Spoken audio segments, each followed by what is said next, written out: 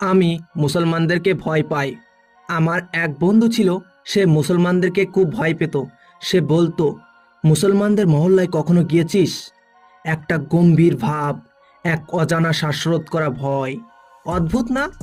সে মুসলমানদের ভয় পায়, তবু শাহরুখ খানকে দেখে সিনেমা হলে হেসে ওঠে, আমির খানের সিনেমায় কাঁদে। प्यार में अक्सर ऐसा होता है। সালমান খানের এক ফাইটিং সিনে হাততালি দেয়। সে মুসলমানদের মহল্লায় একা যেতে সাহস পায় না, তবু মাঠে আজহার উদ্দিনের ব্যাটিং দেখে তার চোখ চকচক করে। জাহির খানের বোলিং ওয়াও বলে লাফিয়ে ওঠে। সে মুসলমানদের ভয় পায়, কিন্তু দুঃখ পেলে কানে ভেসে আসে আর রহমানের সুর। মোহাম্মদ রফির গান তাকে সান্ত্বনা দেয়। সে সায়েন্সের ছাত্র, সবসময় যুক্তি আর তথ্য নিয়ে ভাবে, তবুও অবচেতন মনে বলে, মুসলমানদের কাছাকাছি যাস না। অদ্ভুত না? সে মুসলমানদের ভয় পায়, তবু স্বপ্ন দেখে এপিজে আব্দুল কালামের মতো হওয়ার। সে মুসলমানদের ভয় পায়, তবুও কোনো এক মুসলমান নায়িকার চোখের চাহনিতে অনুপ্রাণিত হয়।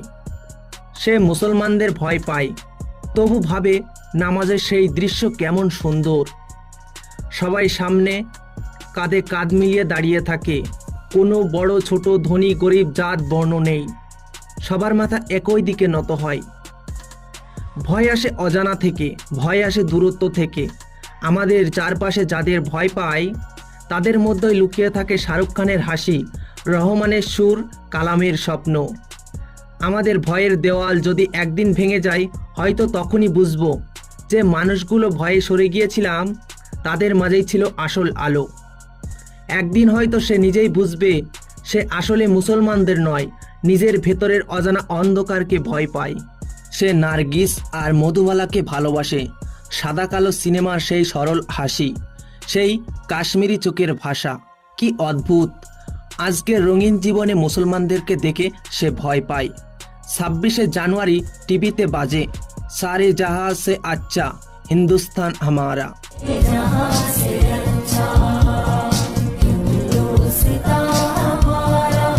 বন্ধু মুগ্ধ চোখে তাকিয়ে থাকে, জানেও না এই গানের কবি আল্লামা ইকবাল মুসলমান ছিলেন। জাহির হোসেনের তবলার তাল শুনে সে বলে, উফ কি বাজাই! কখনো ভাবে না এই হাতের ছোঁয়ায় লুকিয়ে আছে আরেকজন মুসলমানের সাধনা।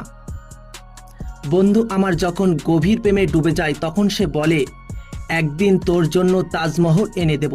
তাজমহল একজন মুসলমান সম্রাট শাহজাহানের প্রেমের চিহ্ন, তবুও সে মুখে বলে মুসলমানদের সে ভয় পায়। অদ্ভুত না?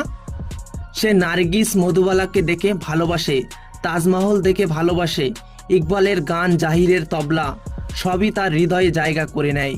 কিন্তু বাস্তবে কোনো মুসলমানদের মহল্লায় যেতে সে একা প্রচণ্ড রকম ভয় পায়। সে আসলে মুসলমানদের নয়, সে ভয় পায় কল্পিত মুসলমানদের। এর কারণটা হচ্ছে রাজনৈতিক বক্তৃতা আর ভোট ব্যাংক।